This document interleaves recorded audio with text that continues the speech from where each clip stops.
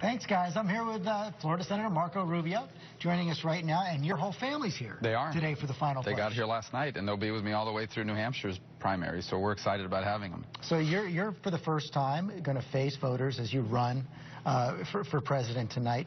What is the thing on your mind that you want them to know the most in these final seconds? Well, that if they nominate me to be the Republican nominee, I'll unite the Republican Party. I'll unite the conservative movement, and we'll grow it. We're going to take our conservative message to people that haven't voted for Republicans in a long time. I believe we'll grow the conservative movement, and I know that I'll win. And I believe Hillary Clinton and Bernie Sanders know that I'll win, and that's why the Democrats attack me more than any other candidate in this race. And so that's why I hope people tonight, when they go to their caucus site, perhaps they're supporting someone that's not doing as well, they would consider caucusing for me, because we can win. You want that last-minute switch? Sure. I mean, I want to get as many votes as we can, but I just say someone going to a caucus site tonight and there's a candidate you really have been with, but you don't think they're going to make it to the finish line, caucus for me, because we can win. We can win not just the primary, we can the general election. And you said yesterday, tomorrow you can't just go in there to make a point. You must vote for someone who has a chance to win. You talk about Donald Trump there. Well, I just talk about in general about the fact that I believe I give the Republican Party not just the best chance to win, but the best chance to grow the conservative movement. We have to be united. At the end, the Republican Party has to come together, but that alone will not be enough.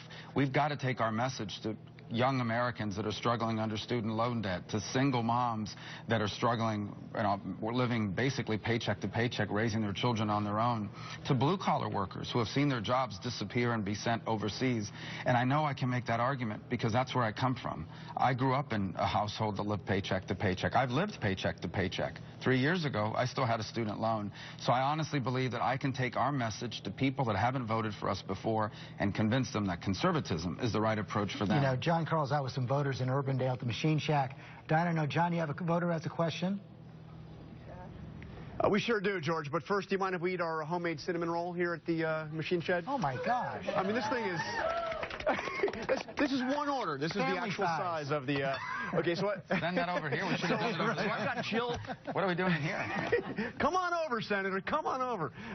So I've got Jill from Johnston, Iowa, and Senator, this is the voter you want right now. She is deciding between Marco Rubio, you, and Ted Cruz.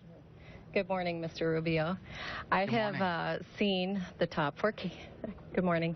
I have seen the top four candidates speak, and I am undecided between you and Ted Cruz. What can you say say to me to swing my vote for you tonight? Well, thank you for having me as one of your finalists. Let me say two things. Number one, I like Ted. He's a friend of mine. But we have a big difference when it comes to national security. Ted voted for a budget, Rand Paul's budget, that brags about cutting defense spending.